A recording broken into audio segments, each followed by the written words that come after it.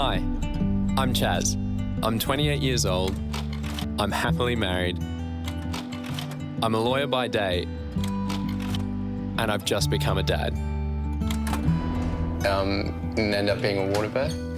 Through the water, his eyes were open, and it just looked like he was swimming. It was incredible.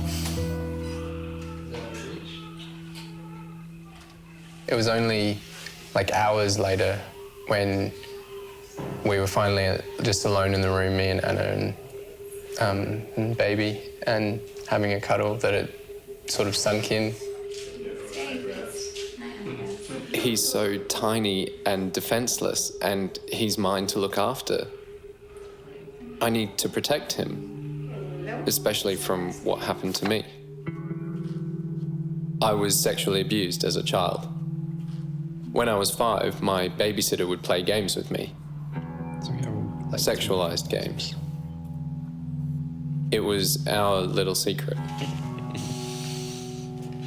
You hear all the time that abusers were abused themselves, and I'm terrified that everyone's going to look at me and think, oh, he's going to abuse someone someday.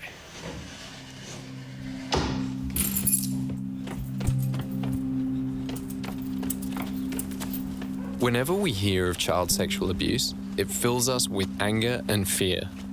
The federal government today announced its Royal Commission into the handling of institutional abuse. Accused child molester John Smith walks free. Bring back the death penalty.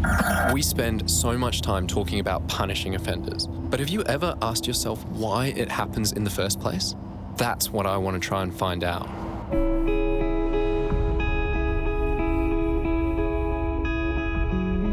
% of women and 4.5% of men are sexually abused before they turn 15. 44% of offenders are a male relative of the victim, and only 11% are a complete stranger. Why do you think someone would abuse a child? Well, that's a very thorny subject. Or it might be sick in the head, something, you know. Somebody that was possibly abused as a child. Maybe they watch too many horrible movies. Drink, drugs, broken home. Oh, I guess it makes me think of like religions that suppress sexuality. It's hard to say it's both sick and evil. Survivors of child sexual abuse are everywhere. You probably know one, even if you don't know it. And at some point, we've all asked ourselves, why did it happen to me? My babysitter wasn't a relative, just some young guy who looked after me.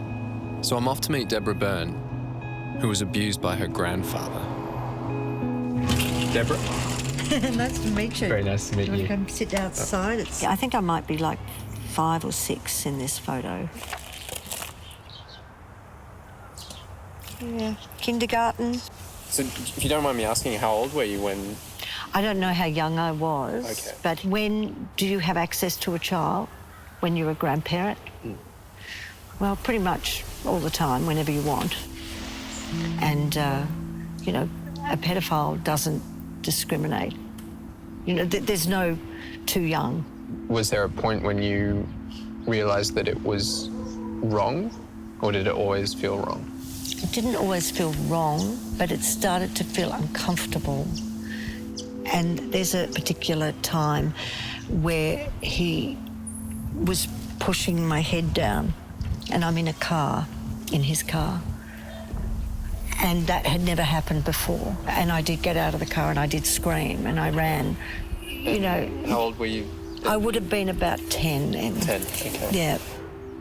When did you tell people? I told a sister. Yeah. And she said, oh, it's happened to all of us, you know. Right. And it was that thing of like, oh, you know, some people say, it's just, you know, that's how he shows you he loves you. Yeah. You know, I've had family members say that. I've had an auntie say that to me. That's how he shows love. Why do you think your grandfather showed love in that way? Let's be very clear, it's not love. Yeah. But why did he behave that way?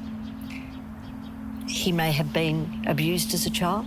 He may have become an abuser due to what he experienced as a child. He may have just been pure evil and selfish and lustful.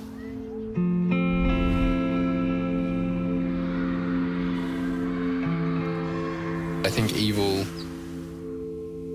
insinuates that the offenders know exactly what they're doing, know exactly the damage that they're going to do, and do it anyway without caring. Do I think abusers are evil? I don't know yet.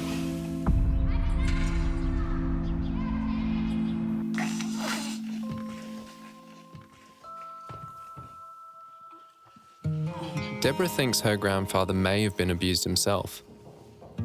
I hate hearing that. That can't be the only thing that drives people to abuse children.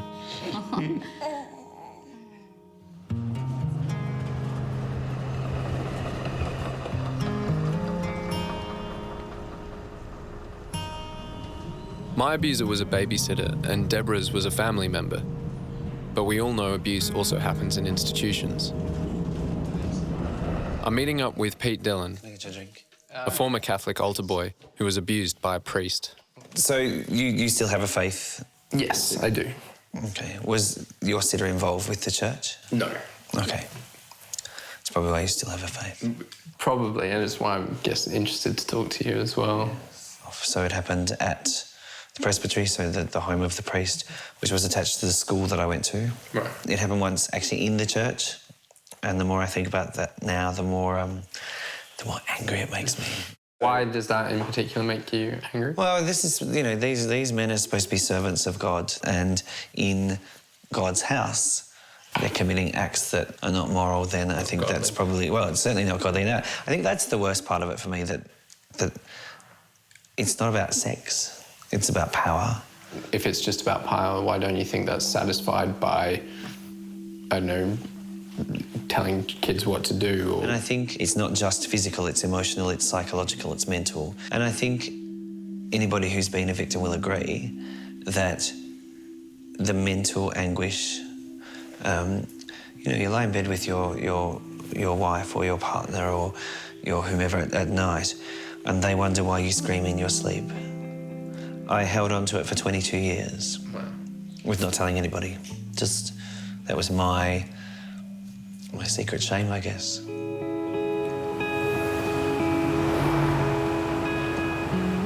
I'm in Sydney to meet retired Catholic Bishop Geoffrey Robinson. The bishop is known to have some pretty progressive views on what causes clerical abuse. I want to know what a guy on the inside thinks.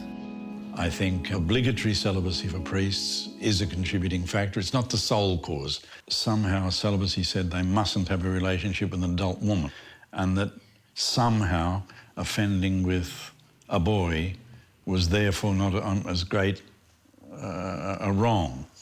I mean, horribly distorted thinking.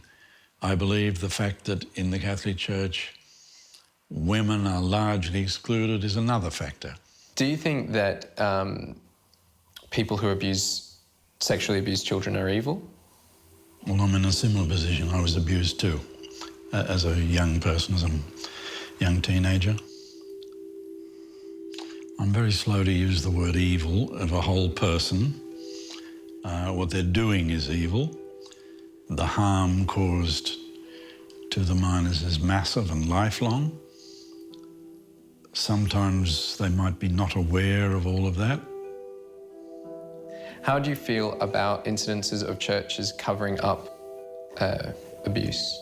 Well, obviously that's wrong. I mean, I've been fighting that for years. And it is a mistake to think it's all the Catholic Church, let's get rid of that and we've solved the problem. We haven't. It's everywhere, as you and I can testify. To me, any covering up of abuse by a church is ungodly. It's almost as bad as the abuse itself. I don't associate the evil acts of one person to be representative of God or representative of the church. I have a faith, and knowing that priests abuse children doesn't shake my faith in God. It shakes my faith in priests.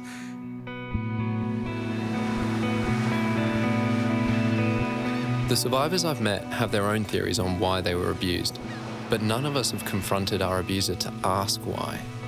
Why did you do it? I've come to meet someone who has. Kate was sexually abused by her father. She and her mother were supported by a rehabilitation program that allowed them to speak to Kate's dad, but on their terms. I would have been 2 or 3, and then it kept going in until I was 10, I think. Then he started to realise I was catching on, that it was wrong, so then he started trying to develop new tactics. When it was happening to me, I didn't feel like anything wrong was happening. It was just kind of, I don't know, part of life, I guess. So did you feel the same way? It just felt normal to me. And I was, because of the grooming, I felt like it was okay because I was getting praised for it. So, and of course, because of that, I thought, oh, okay, this is really good. I mean, my dad loves me because of this. But obviously it wasn't when I grew older to understand that it was wrong.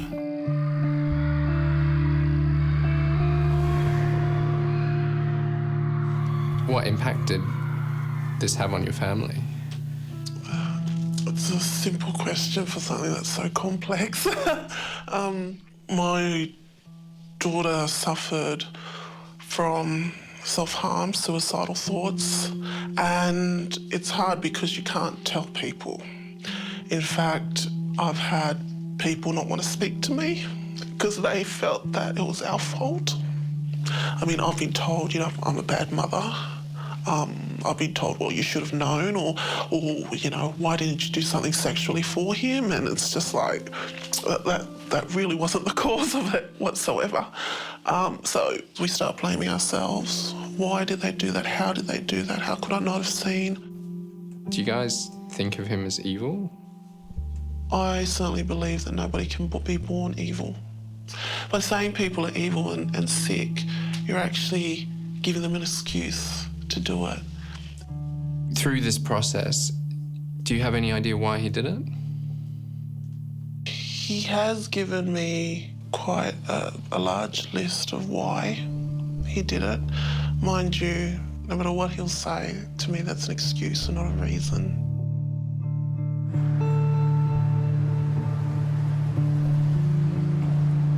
Mary has given me a statement from Kate's dad explaining why he thinks he did what he did to his daughter. I have been a very selfish and self-centered person who only did things for my own gain. I held a belief that nobody cared for me, so I must care for myself. I grew up thinking that my father did not care for me, as I did not see him actively involved in my life. I learned that the father of the family did whatever he wanted.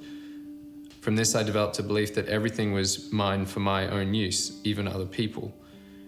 I don't understand from this how he could have abused his daughter.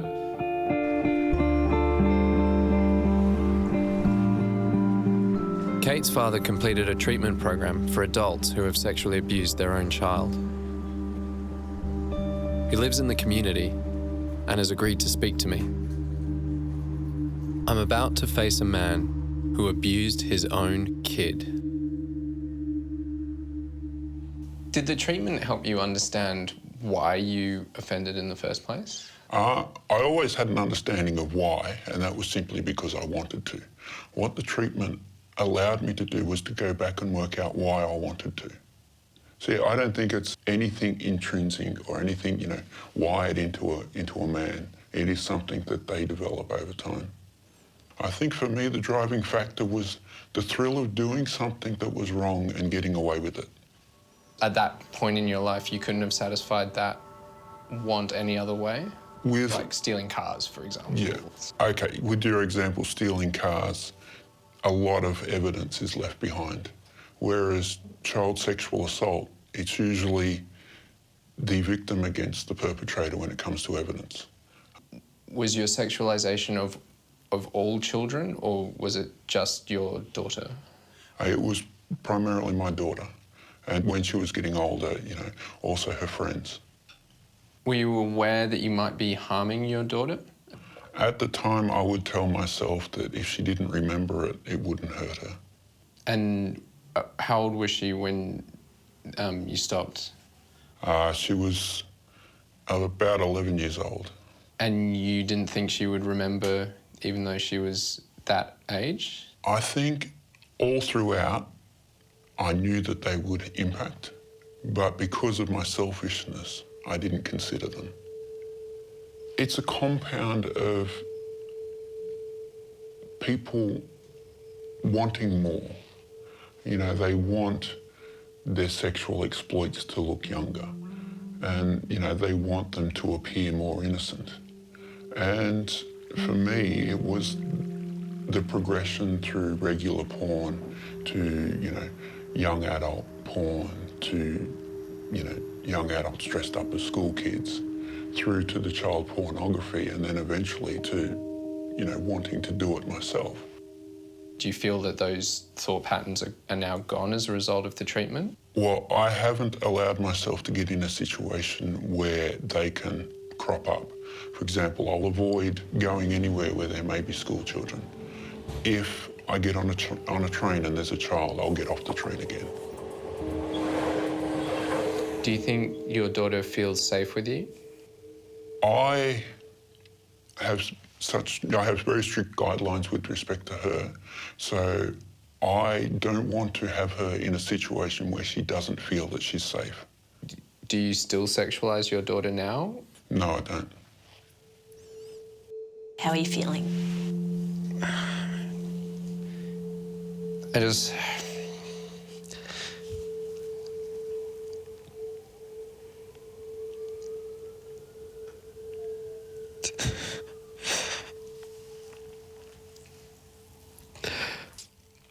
He was chasing a thrill. Like driving your car too fast, or, you know, the way we all push boundaries, but with him it was just something so awful. And what scares me is that he said that developed, that wasn't in him innately, you know. It was something about our society and the way that he fit into that society that developed and that happened. You know, that he knew it was wrong and did it anyway, that he knew it was going to have an impact and he did it anyway. What kind of person does that?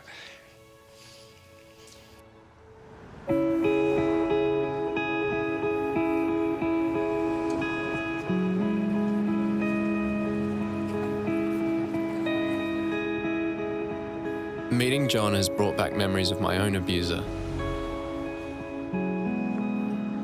What scares me is if that instinct developed in John, if what he says is true, could it develop in any of us?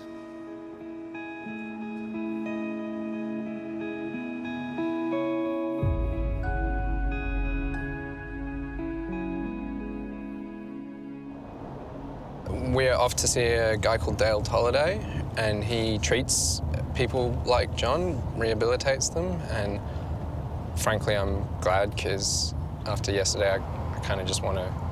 I have a lot of questions. Do you think they know that it's wrong? Yes. Do you find that hard to deal with? Not really, because I'm quite used now to looking together with the men at how they made exceptions to the rules. This is part of what they have as their reality, and the reality they're trying to live within. What do you think motivates offenders? There are some commonalities and general themes that we look at when people are identified, such as loneliness, incapacity or limited capacity to relate to people in intimate ways, paired with access and availability with children. The first thing that sort of stands out is it's predominantly men. Yeah. Reports seem to indicate it's about 3% of the whole being women. Right.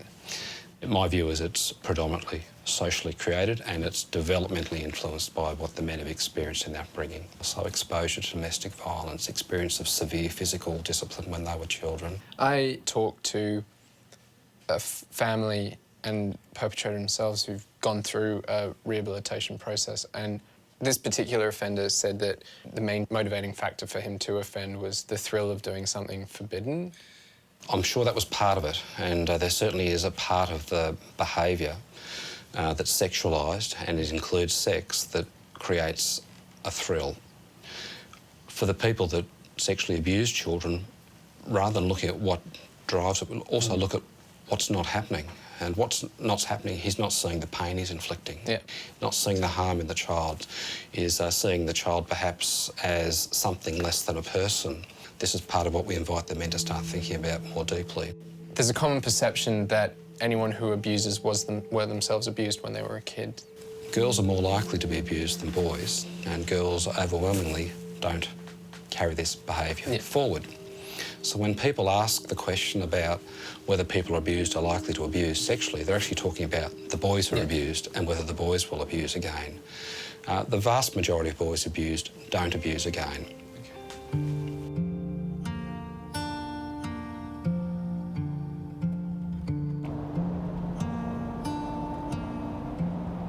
One of the reasons I'm doing this is I want to know how many people who were abused go on to be abusers. Fearing for myself, I guess.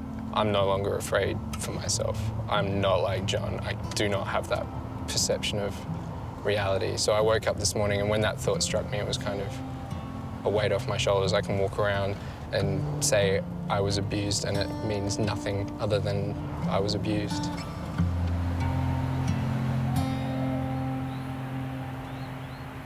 While I am relieved, I still want to know what can be done to help prevent abuse in the first place.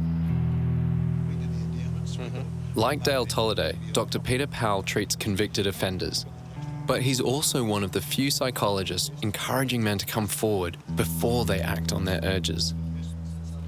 So pedophilia, by psychological definition, is someone whose priority of orientation is towards children. Okay. In fact, most sex offenders are not pedophiles. Most sex offenders are someone who would prefer an adult relationship, but then they'll act out with a child if they get the opportunity. But I work with pedophiles who know they're pedophiles, that's their orientation, but they also feel strongly it's wrong and they don't want to act that way, so they come for treatment having never offended. So how many pre-offending pedophiles have you treated?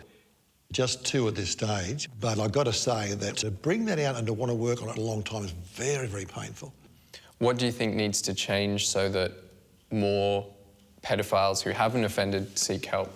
Well, we'd have to change the attitude and language in the community, wouldn't you? You'd have to say that if you vilify people, you drive them underground, you also take away their desire to be honest and accountable. I'd heard that he'd been treating pre-offenders and thought, oh, great, this exists, it's out there, and then to hear that it's only done 2, we need to do better. Each year, thousands of incidences of child sexual abuse are recorded across Australia. With so few pedophiles seeking help before they offend, I want to know how we can stop convicted offenders from doing it again. There's been a lot of research over the last decade or more that shows that people that have gone through specific treatment programs are at a reduced rate of reoffending compared to people who haven't been through treatment programs. What are the rates? The rates for treated offenders are normally below 10%. Essentially, it's about changing patterns of thinking and changing patterns of behaviour that have been associated with offending. So they might have told themselves that the child was coming on to them. So they might have misinterpreted the child's behaviour in a sexual way. So when it comes to treatment, part of what we do is help them to understand that actually, no, that's not what was happening. That's what you were telling yourself in your head. We try and reinforce the appropriate sexual fantasies that they have. Is pedophilia a sexual orientation? That's a really interesting question and one that has really big implications for how we work with these people.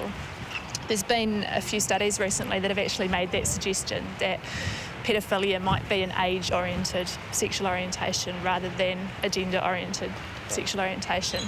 And we've seen that people that have pedophilia develop that attraction to children around the same age as people that develop a gender-oriented sexual orientation. So it's going to be really important that that person learns strategies to manage his attraction to children and keep himself and other people safe. So why don't we just lock them up and throw away the key? Because imprisonment is really expensive and that money can be better spent on actually trying to prevent sexual abuse from happening in the first place and for victim services. The majority of men will be released back into the community. The safest sex offender is someone who has a place to live, who has family and friends to who he can be accountable to, who has work and who has everything to lose by repeating a sexual assault. Even though I get that offenders who've been through treatment are probably less likely to reoffend, I still wouldn't want one moving in next door. But if the most common abuser is a family member or a close friend, how else do we protect our kids? Hi everybody, I'm going to read you a really special story today. It's called Some Secrets Should Never Be Kept. I've come to meet a primary school teacher who's found a way to teach kids about this issue. This is the biggest misconception, is that when we talk to kids about body safety, that we're going to talk to them about sex. Well, we're not. When we teach them road safety, when we teach them water safety, we don't show them graphic images. Simply put, it's your body, no one has the right to touch it, and if they do, you must tell straight away until someone believes you. When I was on my children's school council, I brought up the topic of sexual abuse prevention education for children, and every time I brought it up at school council, I was put to the bottom of the agenda. So I decided I would write a book that parents could use as a tool to broach the subject of teaching their kids about what I call body safety. You are the bravest little knight I have ever known, she said. And what Lord Henry did to you was very wrong. Has there been any fear from parents in reacting against this book? Oh yeah, parents just think it's never ever going to happen to their child. So it's their fear, adults' fear of this topic, that puts their children at risk. I didn't tell my mum. I didn't think what had happened to me was wrong at all. So if that book had been around when I was little, then maybe I would have known it was wrong. Maybe I would have told my mum way back then. Maybe it would have stopped sooner, and maybe the offender would have been reported and something happened to him. Okay. 1, 2, 3.